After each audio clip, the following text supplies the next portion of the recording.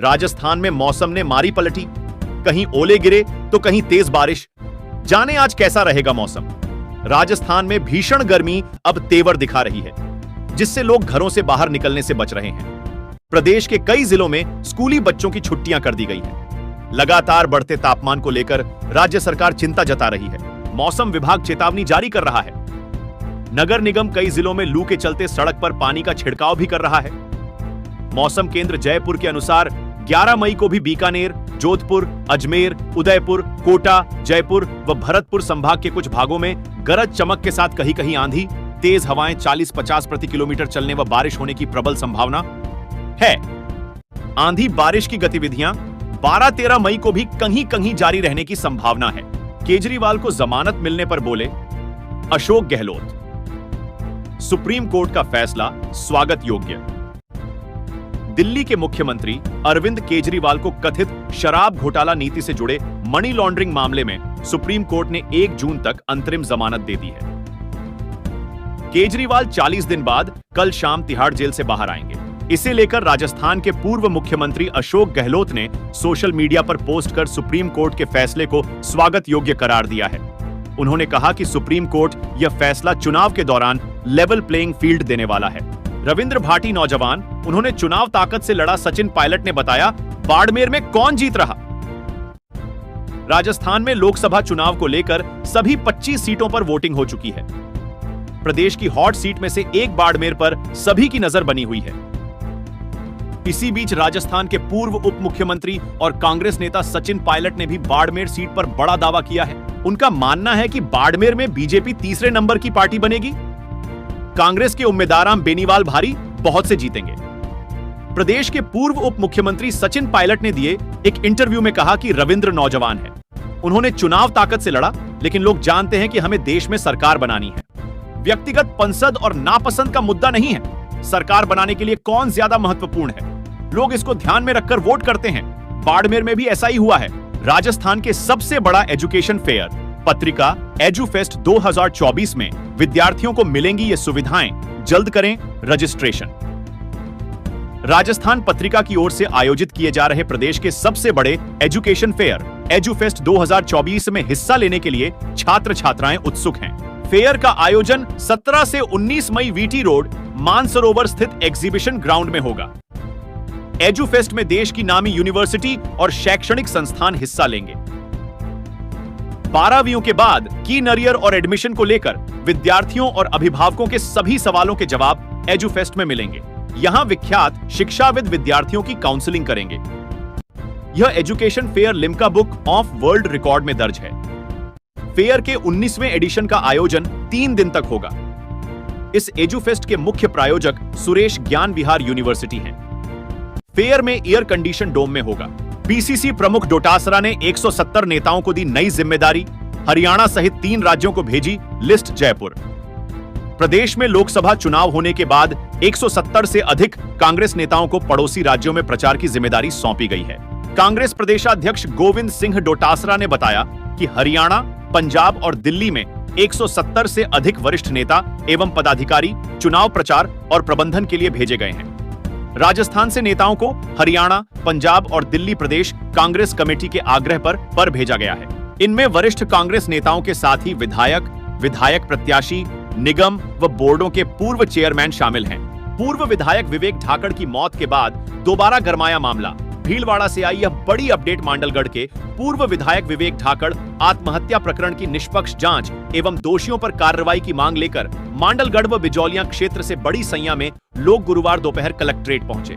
उन्होंने कलेक्ट्रेट पर प्रदर्शन किया और जिला कलेक्टर को ज्ञापन दिया। भीषण गर्मी के बीच दोपहर में बसों, जीपों व अन्य वाहनों से मांडलगढ़ व बिजौलियां से बड़ी संख्या में लोग मोदी ग्राउंड पहुंचे। पूर्व विधायक विवेक को श्रद्धांजलि दी व पैदल कलेक्ट्रेट पहुंचे।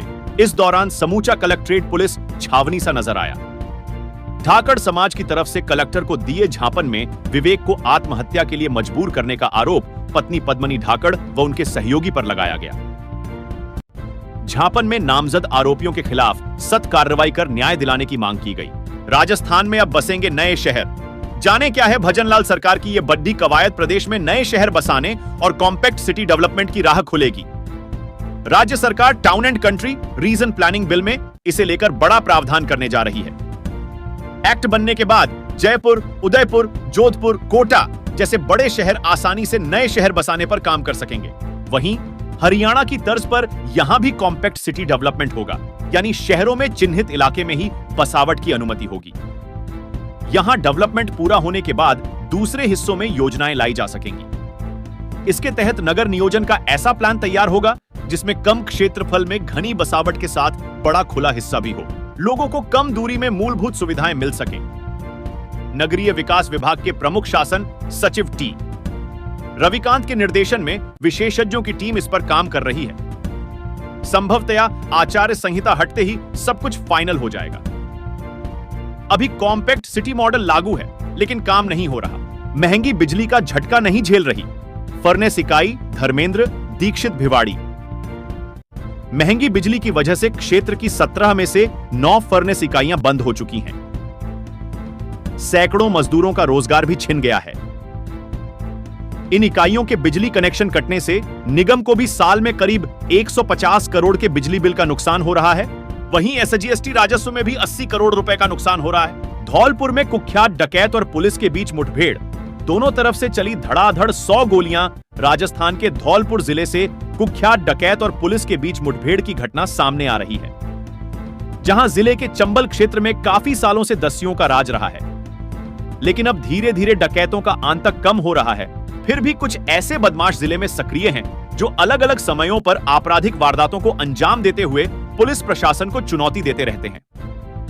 धौलपुर के कुख्यात डकैत धर्मेंद्र उर्फ लुक्का गैंग अक्सर पुलिस को चुनौती देता रहा है। इस बीच शुक्रवार को डकैत धर्मेंद्र उर्फ लुक्का गैंग और पुलिस के बीच मुठभेड़ हुई है, जिसमें दोनों तरफ से करीब 100 राउंड गोलियां चली। इस मुठभेड़ को एक बदमाश गिरफ्तार किया गया। हालांकि डकैत गैंग के अन्य साथी फरार हो गए। जानकारी के मुताबिक दिहौली थाना क्षेत्र के जुगईपुरा में कुख्यात डकैत धर्मेंद्र उर्फ लुक्का की गैंग से पुलिस की मुठभेड़ हो गई। मुठभेड़ में करीब 100 राउंड फायरिंग के बाद पुलिस ने एक बदमाश को गिरफ्तार कर लिया, जबकि डकैत लुक्का सहित आधा दर्जन बदमाश अंधेरे का फायदा उठाकर भागने में कामयाब रहे। सीएम ऑफिस नहीं जाएंगे, फाइल साइन नहीं करेंगे, केस पर नो कमेंट। जानिए सुप्रीम कोर्ट ने किन शर्तों पर दी अरविंद केजरीवाल को जमानत। चौथे चरण के मतदान से पहले आम आदमी पार्टी के संयोजक अरविंद केजरीवाल को दिल्ली शराब घोटाले से जुड़े मनी लॉन्ड्रिंग केस में सर्वोच्च अदालत से सुप्रीम राहत मिल गई है। शीर्ष अदालत ने कुछ शर्तों के साथ दिल्ली के सीएम को 1 जून तक के लिए अंतरिम जमानत दी है। जमानत देते हुए सुप्रीम कोर्ट ने कहा कि इस दौरान अरविंद केजरीवाल इस केस में अपनी भूमिका के संबंध में कोई बयानबाजी नहीं करेंगे। 1 जून तक वह किसी भी गवाह से बातचीत नहीं कर सकते या किसी भी तरह केस को प्रभावित नहीं कर सकते। सर्वोच्च अदालत ने कहा कि इस दौरान सीएम केजरीवाल मुख्यमंत्री कार्यालय या दिल्ली सचिवालय नहीं जाएंगे। एलजी की मंजूरी प्राप्त करने के बाद ही वो आधिकारिक फाइलों पर हस्ताक्षर करेंगे। 1 जून को मतदान समाप्त होने के बाद केजरीवाल 2 जून को सरेंडर करेंगे। कांग्रेस को वोट डालना पाकिस्तान को वोट देना है। इस बयान पर बीजेपी की फायर ब्रांड नवनीत राणा के खिलाफ एफआईआर दर्ज। बीजेपी की फायर ब्रांड नेता नवनीत राणा ने कहा कि राहुल गांधी या कांग्रेस को वोट डालेंगे तो यह पाकिस्तान को वोट डालने जैसा होगा। हैदराबाद लोकसभा सीट से चुनाव लड़ रही बीजेपी की सहयोगी भाजपा उम्मीदवार माधवी लता के लिए प्रचार करते हुए नवनीत ने कहा कि कांग्रेस के पक्ष में डाला गया हर वोट पाकिस्तान के लिए वोट होगा। मौजूदा लोकसभा चुनाव में महाराष्ट्र के अमरावती निर्वाचन क्षेत्र से नए कार्यकाल की मांग कर रहे राणा के खिलाफ राज्य के शादनगर पुलिस स्टेशन में एक प्राथमिकी दर्ज की गई थी। पुलिस ने उनके खिलाफ एफआईआर दर्ज करने की पुष्टि करते हुए बताया कि उन्होंने शिकायत पर कार्रवाई की है, न कि स्वतः संज्ञान पर। पुलिस ने कहा कि चुनाव आयोग ईसी के एफएसटी उड़न दस्ते के कृष्ण मोहन, जो इस समय राज्य में चुनाव ड्यूटी पर हैं, ने भाजपा नेता के खिलाफ शिकायत दर्ज कराई। जिले में बिजली चोरी तोड़ रही रिकॉर्ड। अप्रैल में 44.11% रही विद्युत चोरी। धौलपुर भीषण गर्मी की शुरुआत के साथ विद्युत लोड बढ़ गया है। गत अप्रैल तक प्रतिदिन करीब 30 लाख यूनिट बिजली विद्युत निगम ले रहा था, लेकिन जैसे ही बिजली की डिमांड बढ़ी तो भार भी बढ़ गया। जिले में मई माह में करीब 35.59 लाख प्रतिदिन बिजली यूनिट की खपत हो रही है। अच्छी बात यह है कि विद्युत कटौती नहीं है, लेकिन वोल्टेज की वजह से रात के समय उपभोक्ताओं को खासी परेशानी का सामना करना पड़ रहा है। इसकी एक वजह विद्युत छीजत भी है। बिजली चोरी की मार बिल भर रहे उपभोक्ताओं को उठानी पड़ रही है। जिले में कुल विद्युत खपत में से करीब 44% बिजली चोरी हो रही है। गत माह 844 लाख यूनिट जिले में खपत हुई, जिसमें 500 लाख यूनिट का भुगतान हो पाया, जबकि 324 लाख यूनिट बट्टे खाते में चली गई, यानी चोरी हो गई और निगम को कोई राशि नहीं मिली। इस वजह से रात में ट्रिपिंग की समस्या अधिक रहती है। लोड बढ़ने पर फीडर टिरअप हो जाता है। आभूषण व नकदी चोरी मामले में इनामी आरोपित समेत 2 गिरफ्तार महिला को चाय में नशीला पदार्थ मिला। वारदात करने का मामला धौलपुर शहर में गत दिनों एक महिला को चाय में नशीला पदार्थ मिलाकर जेवरात व नकदी ले जाने के मामले में फरार आरोपित समेत 2 जनों को कोतवाली पुलिस ने गुलाब बाग चौराहे के पास से गिरफ्तार किया है। इसमें एक आरोपित पर 20,000 रुपए का इनाम घोषित था। सचिन पायलट ने फिर याद किया मानेसर कांड। बोले, गहलोत सरकार ने मुझ पर लगाया देशद्रोह का केस। राजस्थान में लोकसभा चुनाव संपन्न होने के बाद कांग्रेस नेता सचिन पायलट का दुख एक बार फिर सामने आया है। पायलट ने एक इंटरव्यू के दौरान मानसर कांड को फिर याद किया।